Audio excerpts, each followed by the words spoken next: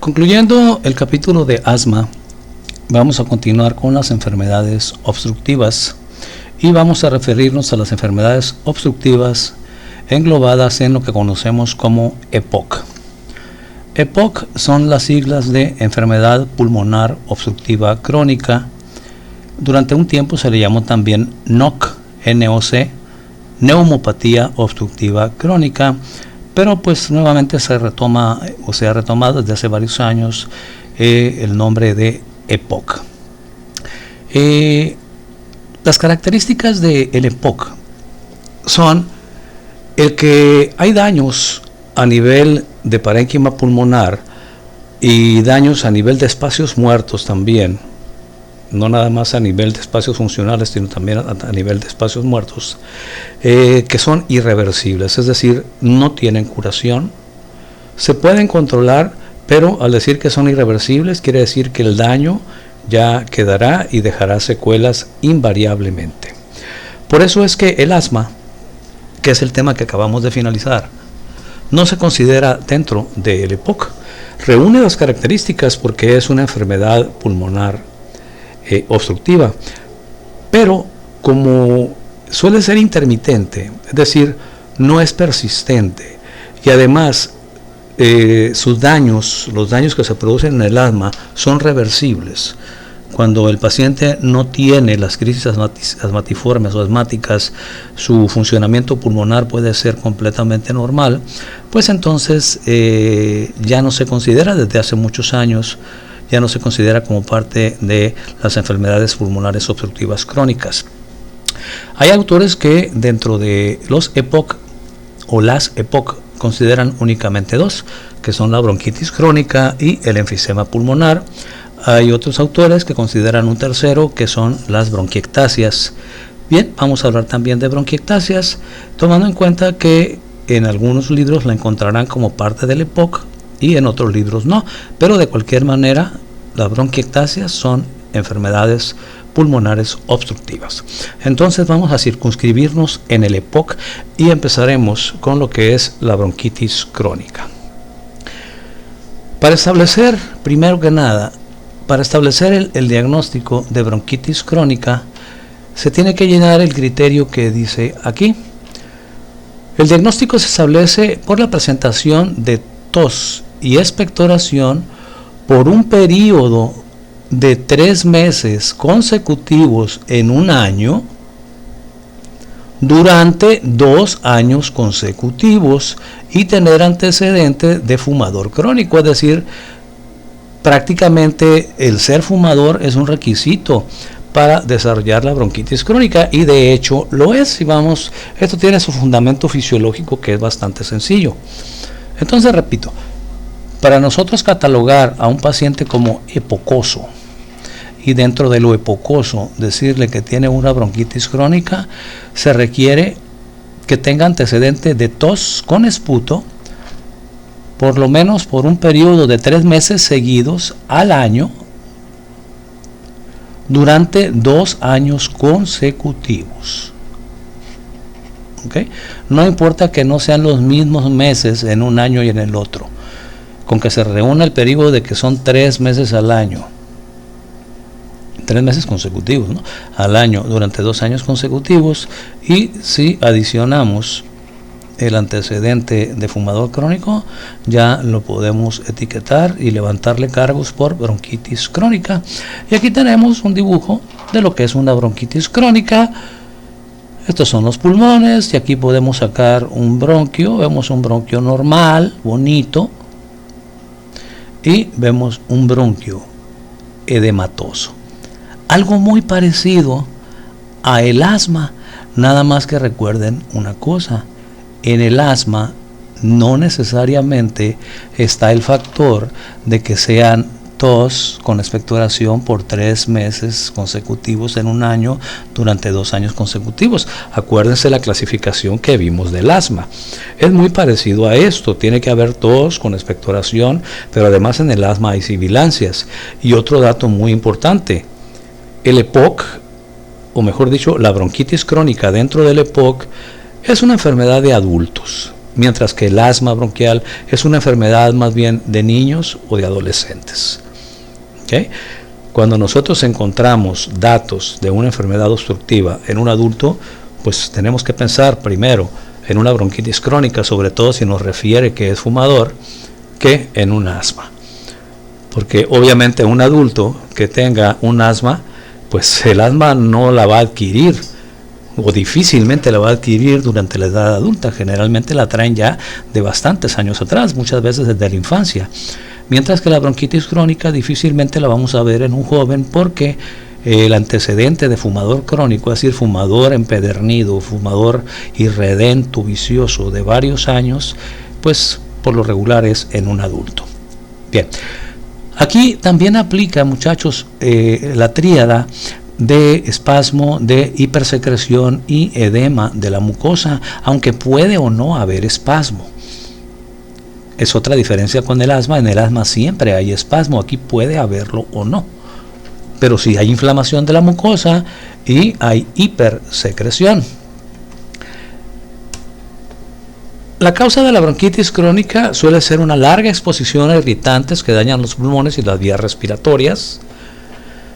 En Estados Unidos el humo del cigarro es la causa principal, y pudiéramos decir que no nada más en Estados Unidos, sino en todo el mundo. Fumadores también de cigarro o de pipa, ¿ok? O el humo de tabaco, o también de otras, pues de otras hierbas, de otros elementos que generen humo, puede dañar, pero principalmente el humo del tabaco, ya sea en pipa o en cigarro. Y volvemos a tener la imagen de un bronquio sano. Vean su mucosa delgadita, bonita.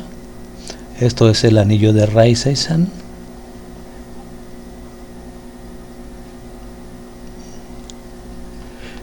Y vean acá la mucosa gruesa. La mucosa es todo lo que ven de color rosita, ¿no?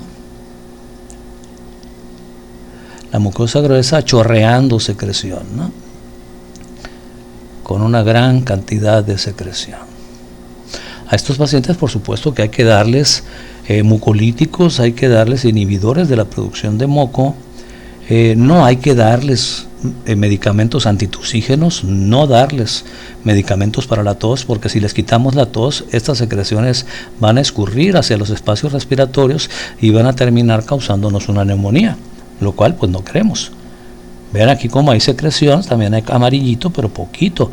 Vean la luz que hay aquí y vean la luz que hay acá. Este daño, si se vuelve crónico, nos va a llenar los requisitos que mencionamos ahorita para la bronquitis crónica, que es la presencia de tos húmeda, tos con expectoración durante 3 meses consecutivos, durante 2 años consecutivos, y el antecedente de ser fumador. Esa es la bronquitis crónica. Vamos al enfisema pulmonar. El segundo componente del EPOC es el enfisema pulmonar. Se define anatomopatológicamente, el enfisema pulmonar por el agrandamiento permanente, es decir, irreversible, de los espacios aéreos distales a los bronquiolos respiratorios, es decir, los sacos alveolares, con destrucción de la pared alveolar, con o sin fibrosis manifiesta. Puede o no haber fibrosis, que generalmente termina habiéndola. Es una enfermedad crónica comprendida junto con la bronquitis crónica en lo que denominamos EPOC. Ya lo mencionaba ahorita. El nombre de enfisema viene del griego enfisema, que significa soplar el aire o insuflar. Y esto viene etimológicamente porque la característica básica del enfisema es que hay una gran cantidad de aire dentro de los espacios respiratorios. Una gran cantidad de aire. Vean, ese saco alveolar está súper distendido, ha perdido su elasticidad, es decir, se estiró,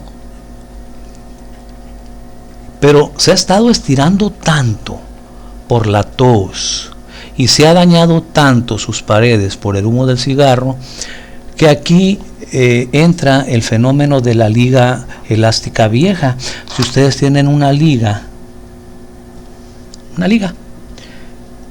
y se ponen a estirarla y estirarla y estirarla y estirarla, pues a lo mejor la van a estirar tanto así. Si ustedes la estiran con cuidado y no con mucha frecuencia, pues no va a perder su elasticidad y esa liga va a regresar a su estado original en cuanto ustedes le dejen de aplicar la tensión en contra. Pero si le están aplicando tensión en contra constantemente, como sucede en los pacientes que tienen tos frecuente, y que esa tos frecuente viene por hipersecreciones, que viene por la irritación, por el humo del cigarro, entonces va a llegar el momento en que esta liga, volviendo a la analogía con la liga, ya aunque le quiten la tensión, ya se va a quedar estirada, va a quedar flácida, va a quedar totalmente lacia. Eso sucede con los alvéolos.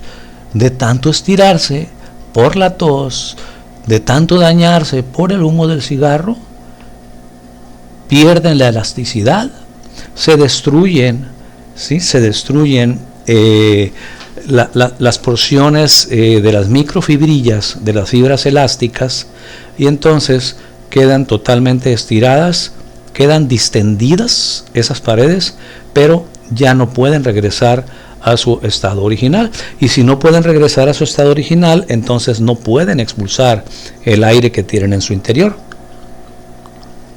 Esto va a generar, desde luego, como lo hemos mencionado anteriormente, que haya un aumento del aire que está dentro de los pulmones. A la inspección vamos a ver un tórax típico, que es el tórax en tonel, ¿se acuerdan? O tórax enfisematoso, pulmones hiperinsuflados, va a haber timpanismo generalizado, o puede ser localizado cuando el enfisema apenas va empezando en algún segmento o en algún lóbulo. ¿Sí? Va a haber un sonido timpanizado. A la percusión va a haber este sonido timpánico y el frémito vocal va a estar disminuido.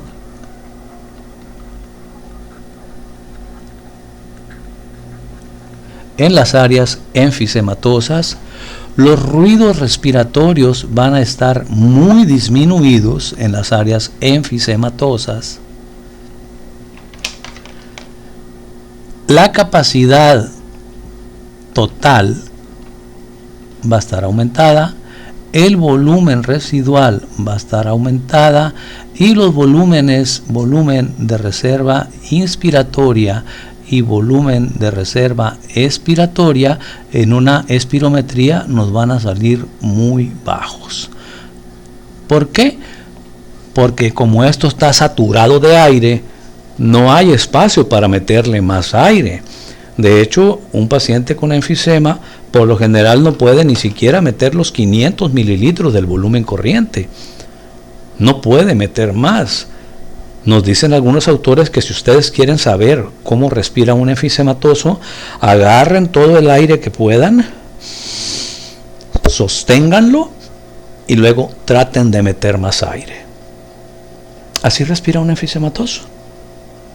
Simple y sencillamente es muy poquito el aire que puede meter porque sus espacios aéreos ya están retacados de aire que ya forman parte de un volumen residual porque no lo pueden sacar. Recuerden que el volumen residual es aquel aire que está dentro del árbol bronquialveolar que no puede ser expulsado, que normalmente no es expulsado porque el surfactante no lo permite, pero aquí lo que no lo permite es la lesión de la pared de los alvéolos, la hiperinsuflación y el daño en general que por lo regular es producido por el humo del tabaco, entre otras cosas. Vean ustedes un pulmón enfisematoso. Nos dice el enfisema, continuando pues con la descripción, es una enfermedad crónica obstructiva de los pulmones. Los daños causados a los alvéolos pueden provocar la destrucción, el estrechamiento, la dilatación o una excesiva inflamación de ellos, de los alvéolos, y con esto limitar su función respiratoria. puede formar bulas o ampollas bajo la pleura visceral que, si se rompen, dará lugar a un neumotórax. De esto hablamos cuando hablamos de neumotórax y cuando hablamos también de atelectasia, y les mencionaba yo, vean ustedes, esto es pleura visceral. Aquí la estamos jalando con unos separadores. Bueno, la estamos, es mucha gente, la están jalando ahí en la figura con unos separadores. Y vean ustedes el panal que tenemos ahí. Normalmente un alveolo debe tener un diámetro de aproximadamente 200 micras, y aquí encontramos alveolos con diámetros hasta de 2-3 milímetros, ¿sí? De alveolos sumamente distendidos y sacos alveolares enormes, de tal forma que hay ocasiones que por debajo de la pleura visceral forman estas ampollas llenas de aire. Estas son las bulas enfisematosas. Si esta bula se rompe y rompe la pleura visceral, imaginémonos, si rompe esta bula, se rompe, el aire que está aquí va a salir. Acá está la pleura parietal. ¿Okay? Aquí estoy dibujando la pleura parietal pegada a la pared torácica, y esto que está aquí lo voy a señalar con la flecha para que sea más claro. Esto que está aquí, y ya voy de paso, esto es el espacio interpleural. Entonces, si se rompen las bulas y el aire sale al espacio interpleural, nos va a generar un neumotórax. Claro que ya dependerá de si es un neumotórax leve, moderado o severo, ya dependerá el hecho de que requiera la inserción de cánula o de sonda, pues de la cantidad de aire que salga de estas bulas. Pero independientemente de las bulas, vean toda la cantidad de aire que hay aquí, y que es aire muerto, que es aire que no se está reciclando, porque la pared alveolar ha sido destruida, y lo vemos en esta siguiente lámina. Vean ustedes aquí en la figura de abajo los alveolos normales. Ahí ven ustedes sus poritos de Kohn y toda la cosa, sus paredes íntegras, elásticas, bonitas, funcionales. Y acá tenemos unos alveolos enfisematosos. Vean, nos los ponen prietito, y esta figura ya la habíamos visto antes, para que entendamos que esto es principalmente por el humo del cigarro. Y vean las paredes totalmente destruidas. Aquí hay un cúmulo aumentado de aire. Las paredes están sobredistendidas y hay paredes destruidas. Esta región correspondería a esta parte que estamos viendo aquí, o cualquiera de estas partes que estamos viendo aquí. Aquí tenemos un enfisema segmentario. Enfisema segmentario quiere decir que está empezando a desarrollarse el enfisema, y aquí está empezando por el ápex. Con el paso del tiempo, si este individuo sigue fumando, pues el enfisema va a ser generalizado. ¿Okay? Fumar, y les decía yo cuando empezamos este tema de patologías pulmonares, que íbamos a hablar algo o bastante de lo nocivo que es el fumar. Pues este es el resultado de fumar, muchachos. O la bronquitis crónica, que es la antesala del enfisema, porque los bronquíticos crónicos, si no dejan de fumar, que generalmente no lo hacen, ya no dejan de fumar. El fumar es un hábito nocivo muy difícil de erradicar. Siguen fumando. Lo que sigue es esto. Lo que sigue es el daño permanente a el epitelio alveolar, a las paredes alveolares. Recuerden que los neumocitos tipo 1 ya no se regeneran, cuando menos ya no se regeneran a partir de células nuevas. Si se regeneran, va a ser a partir de fibras, de cicatrices, y entonces pues vamos a tener fibrosis. El fumar pues es una de las principales causas del enfisema. Cuando menos un 80% de los casos de enfisema pulmonar están relacionados con el cigarro. Frecuentemente se desarrolla en adultos mayores de 40 años que han fumado por muchos años. Este mal te predispone a enfermedades como otros tipos de bronquitis más severos, el asma, es decir, hay pacientes que son que tienen enfisema y aparte desarrollan cuadros asmáticos, neumonías, desde luego, ¿sí? Las secreciones que se siguen formando ahí no pueden ser expulsadas por la tos y escurren y llegan a estos espacios que de por sí están poco ventilados, pues va a desarrollar una neumonía. Y pues algunas otras patologías, como vimos ahorita, un neumotórax por ruptura de bulas relacionadas con el pulmón. El daño es irreversible. Al igual que en la bronquitis crónica, el daño es irreversible. El EPOC, representado por el enfisema pulmonar, pues tiene un daño que ya no se va a curar. Se puede controlar en un momento dado si el paciente deja de fumar, pero asómbrense, si acaso un 10% de las personas que se diagnostican con enfisema pulmonar y que en el 80% de los casos, como dijimos ahorita, ese enfisema es causado por el humo del cigarro, bueno, el 90% de esos pacientes diagnosticados con enfisema por tabaquismo no dejan de fumar. Siguen fumando, dicen que total, ¿ya para qué? Si ya les dijeron que no se van a aliviar, que no más se van a controlar, que ya están viejos, que de algo se han de morir, y sí, efectivamente, se mueren. Pero la carga que generan para su familia y la calidad de vida que van a llevar, pues son paupérrimos, no son muy desgastantes.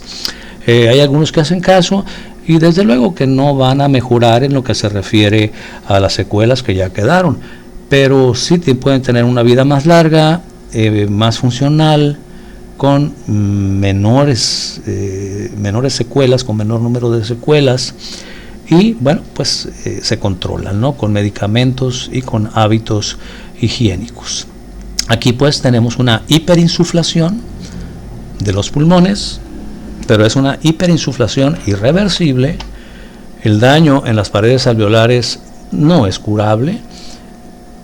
Aquí, otra vez, como en todas las enfermedades pulmonares obstructivas, aquí en el enfisema pulmonar, la capacidad total, otra vez, no importa que sea insistente, pero con tal de que lo aprendamos, la capacidad total va a estar aumentada, el volumen residual va a ser enorme, el volumen de reserva inspiratoria y el volumen de reserva expiratoria van a estar disminuidos porque van a pasar a ser parte del volumen residual. Espero estarme explicando.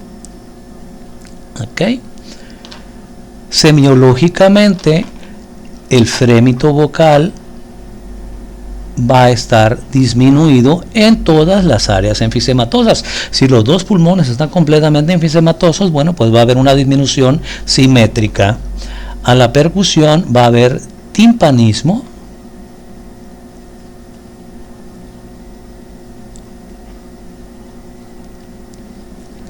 en las áreas enfisematosas, ya sea focalizadas, es decir, en un sitio, o generalizadas.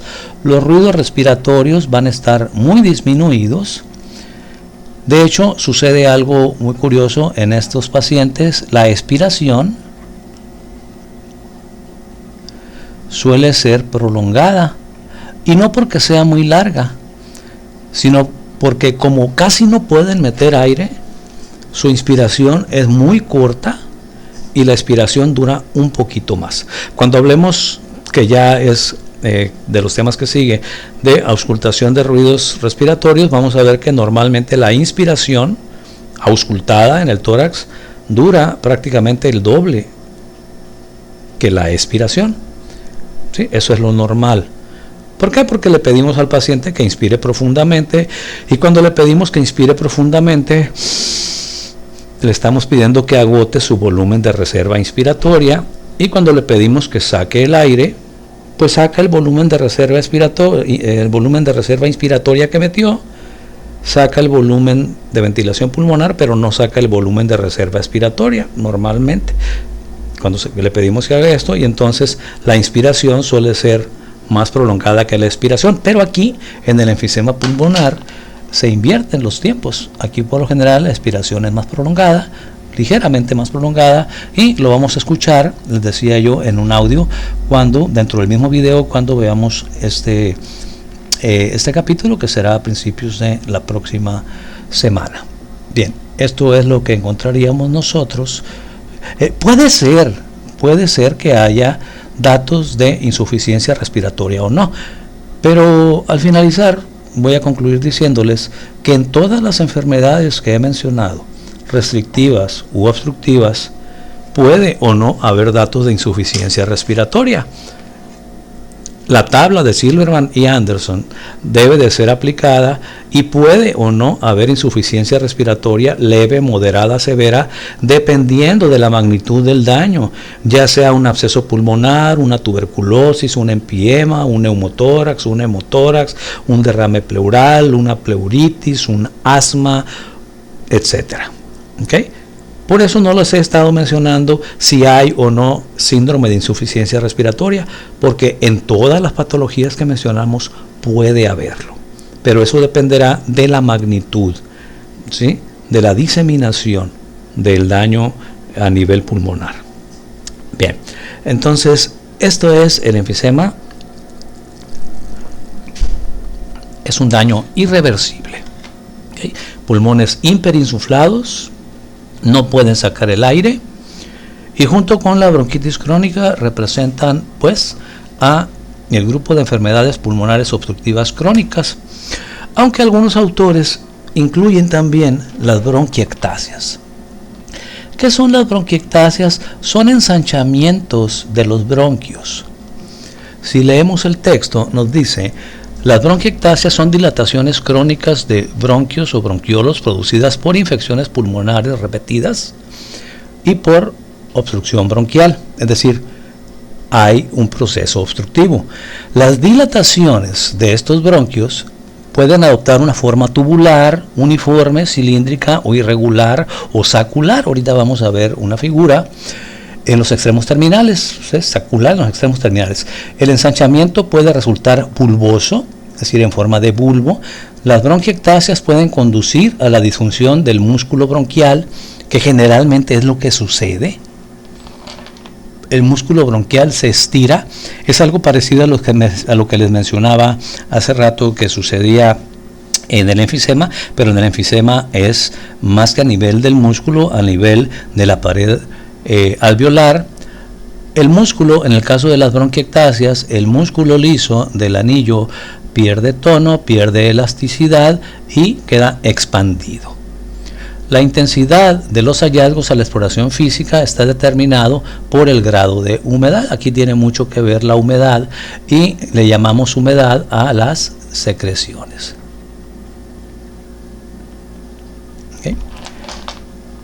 Porque en las bronquiectasias siempre hay secreciones. Los bronquios no deben tener diámetros muy amplios, dependiendo si se trata de bronquios primarios, bronquios secundarios, bronquios terciarios o bronquios menores dentro de los segmentos. Pero a veces encontramos esto.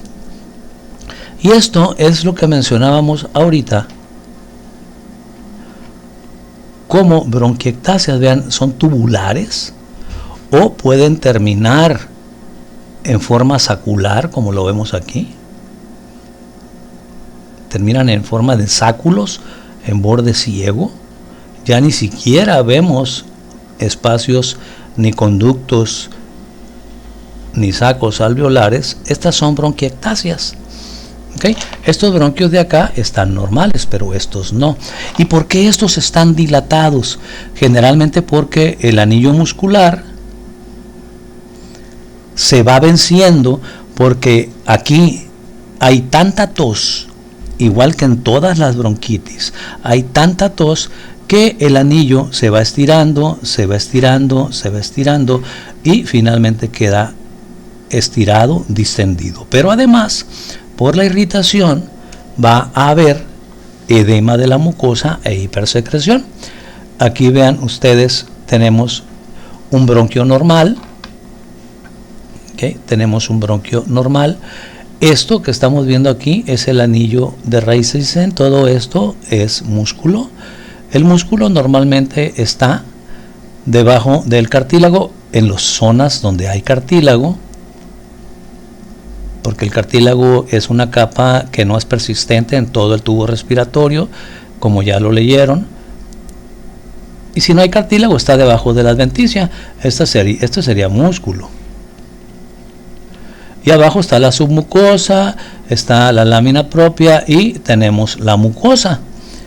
¿Okay? Esta es la mucosa.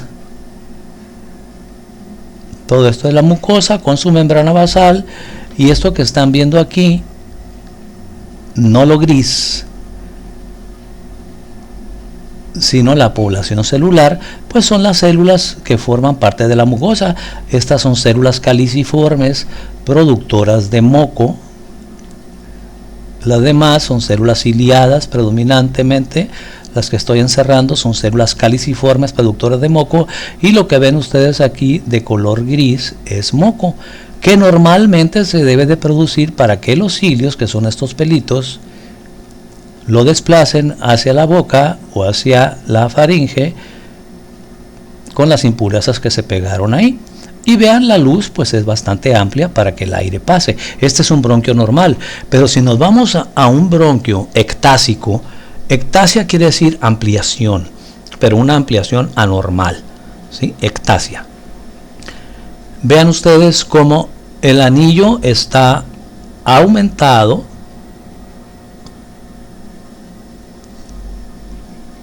distendido, muy distendido, está totalmente lacio, es decir, está distendido, pero ha perdido la capacidad para regresar a su estado original. Vean ustedes cómo esto que marcamos pues es el anillo muscular de Reisseisen. Aquí tenemos, esta es la submucosa, esta es la mucosa con su membrana basal y su población celular. Y vean ustedes, estas son células caliciformes, las mismas que les mencioné acá, pero vean ustedes la cantidad de moco que se ha producido y que está escurriendo. Vean ustedes el diámetro de este bronquio o la luz de este bronquio, y vean la luz de este bronquio. Por eso es que se considera dentro de las enfermedades pulmonares obstructivas. Pero como estas bronquiectasias a veces pueden ser reversibles, aunque la mayoría de las veces no lo son, por eso es que algunos autores consideran las bronquiectasias como una entidad patológica, es decir, como una enfermedad aparte, ¿sí? Y algunos la engloban como parte del EPOC, junto con la bronquitis crónica y con el enfisema, y otros la mencionan como una enfermedad pulmonar obstructiva, pero no un EPOC, ¿sí? Es decir, no es crónica, sino que suele ser intermitente. Bueno, eso ya es criterio de algunos autores. Pero lo que sí lo podemos decir es que forma parte de las enfermedades obstructivas, recibe o tiene, mejor dicho, las características para hacerlo. Vean ustedes, hay una obstrucción por hipersecreción, aunque no hay espasmo. Fíjense que aquí, a diferencia del asma, en el asma hay espasmo, en el asma hay contracción del músculo, aquí no, aquí hay distensión del músculo, hay flacidez del músculo, hay un estiramiento que no regresa a su estado normal. Y como esto se relaciona mucho también con los fumadores, pues también hay hipersecreción. Alguien de ustedes se preguntará, seguramente, ¿esto no me puede llevar a una bronquitis crónica? La respuesta es por supuesto que sí. Por supuesto que sí. De hecho, la mayoría de los pacientes con bronquitis crónica tienen bronquiectasias. Nada más que acuérdense que para decir que es bronquitis crónica se tienen que llenar los requisitos de tos crónica con expectoración durante 3 meses consecutivos en 2 años consecutivos. Si el paciente tiene bronquiectasias, pero no tiene destrucción de alvéolos, no es enfisema.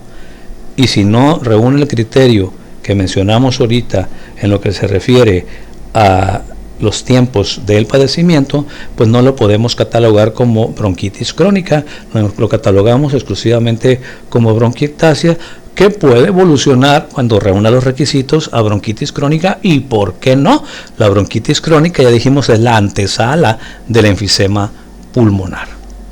Los datos que vamos a encontrar, muchachos, semiológicos, van a ser los mismos que en cualquier enfermedad obstructiva en lo que se refiere a ruidos respiratorios, frémito vocal, percusión y si hay o no hay datos de insuficiencia respiratoria. Finalmente hablaremos de las enfermedades vasculares y nos vamos a circunscribir a lo que es la tromboembolia pulmonar. Para empezar, ¿qué es un trombo? Trombo igual a coágulo, igual a plaquetas. ¿Ok? Bien. ¿Qué es un émbolo? Émbolo es un coágulo desprendido y que es arrastrado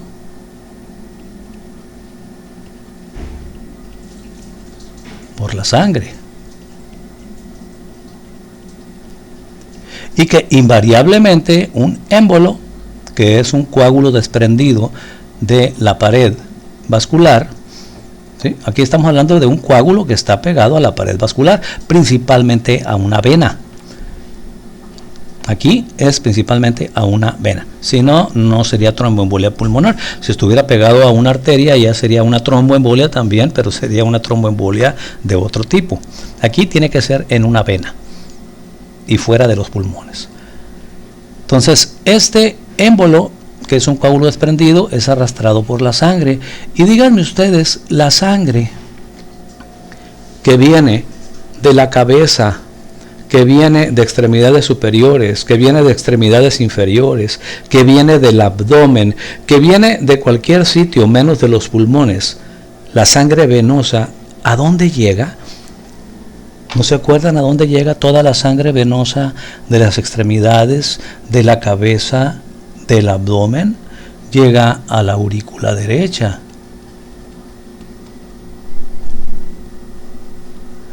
De la aurícula derecha pasa al ventrículo derecho y del ventrículo derecho pasa a la arteria pulmonar.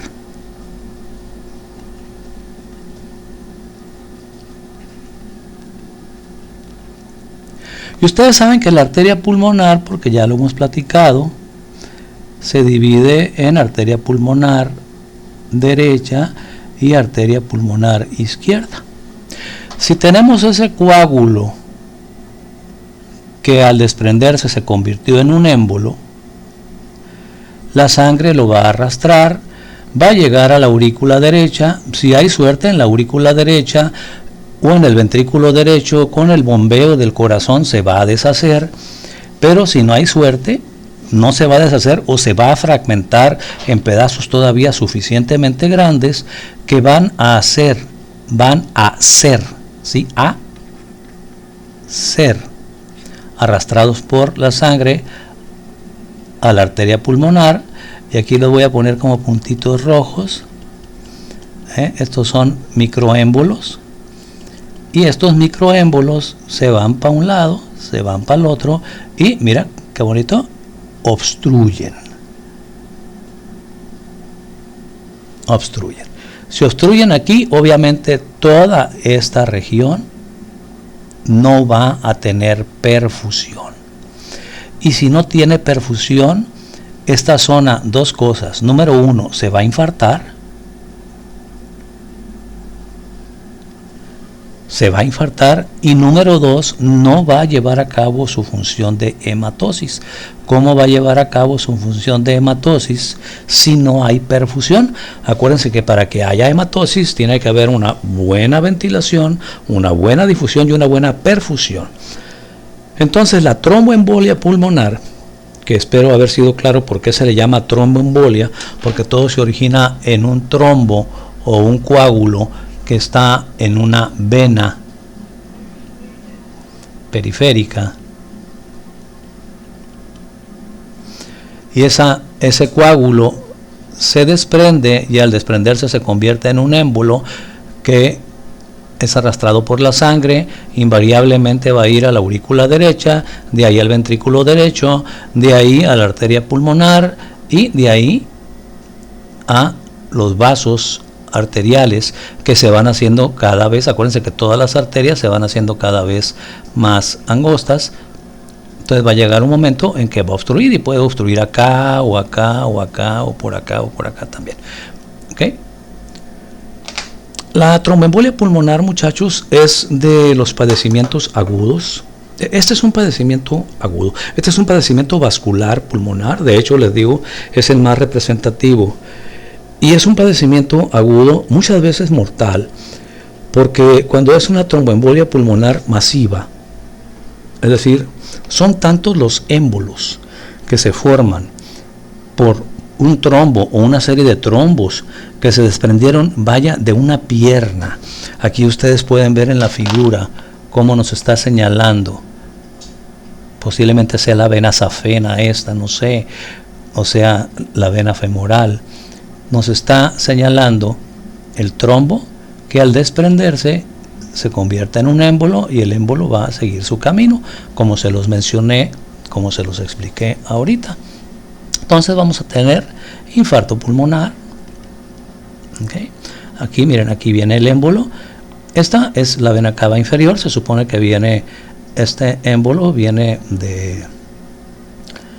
del abdomen, o viene de las extremidades inferiores, va a llegar a la aurícula derecha, de la aurícula derecha va a pasar al ventrículo derecho, como se lo puse aquí, y de ahí a la arteria pulmonar. Puede que se fragmente, vean, aquí está grandote, puede que se fragmente, o puede que no se fragmente. Y dirán ustedes, pues si no se fragmenta, entonces no va a haber tanta bronca. No, bueno, pero es que si no se fragmenta, puede ser que se atore aquí, o que se atore aquí.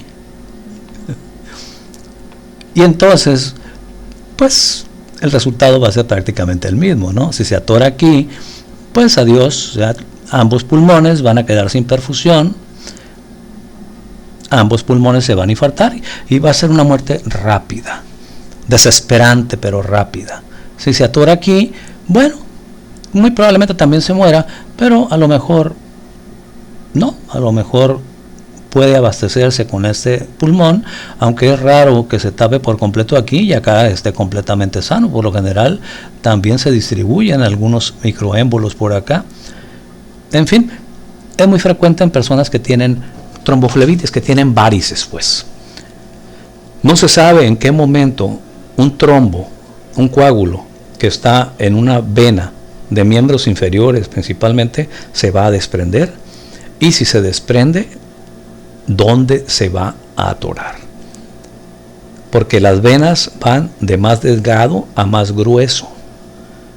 Si se desprende, no se va a atorar antes del corazón, ni se va a atorar en el corazón. En el corazón puede ser por la actividad mecánica del bombeo del corazón se fragmente y deje de representar un peligro, pero puede ser que se fragmente, pero los fragmentos todavía sean muy grandes.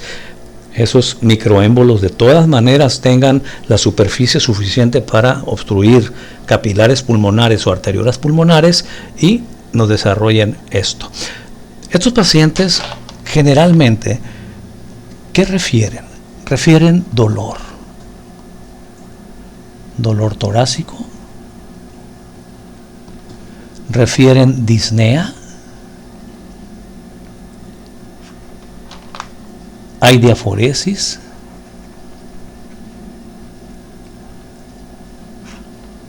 y como hay una inmediata falta de hematosis, pierden rápidamente el estado de conciencia.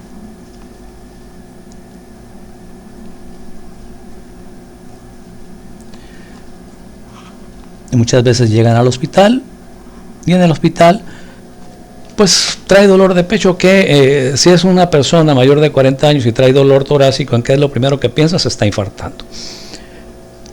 Y muchas veces no llegan a hacer el electro cuando cae en paro. Si le hacen el electro, bueno, pues pueden descartar el infarto, porque electrocardiográficamente un infarto es bastante notable en el segmento ST, como lo vieron en fisiología. Si no hay cambios en el segmento ST, bueno, le dicen no es un infarto, pero este cuate trae dolor, trae diaforesis, puede ser una tromboembolia pulmonar. Hay que meter trombolíticos. Si los trombolíticos llegan a tiempo, un trombolítico es una sustancia, un medicamento que rompe, ¿sí? Rompe los trombos, en este caso los émbolos desprendidos.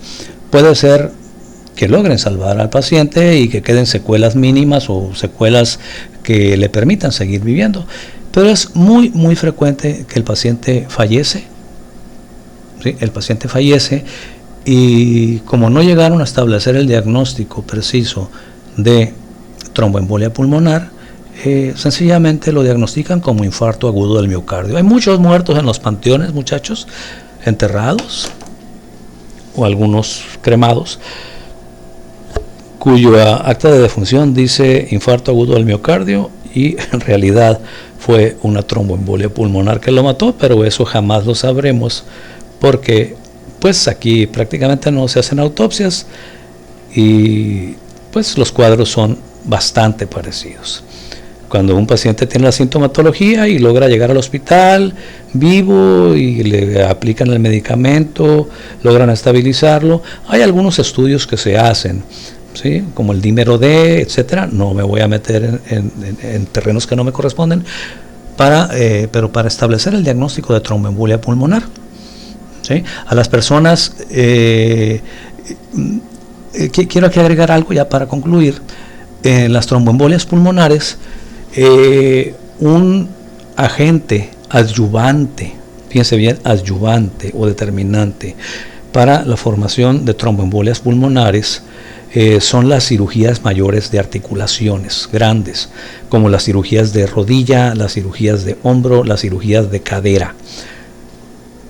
¿Sí? Cuando se hacen cirugías de fracturas de cadera, de fracturas de hombro, de fracturas de rodilla o de prótesis, instalación de prótesis en esas articulaciones grandes, es muy recomendable, de hecho está súper indicado el dar anticoagulantes, ya sea del tipo de la heparina o algún otro tipo de anticoagulante, porque es muy frecuente que inmediatamente después de la cirugía, repito, de fracturas o de aplicación de prótesis, cadera, rodilla, hombro, articulaciones grandes, por lo regular es muy frecuente que se formen trombos.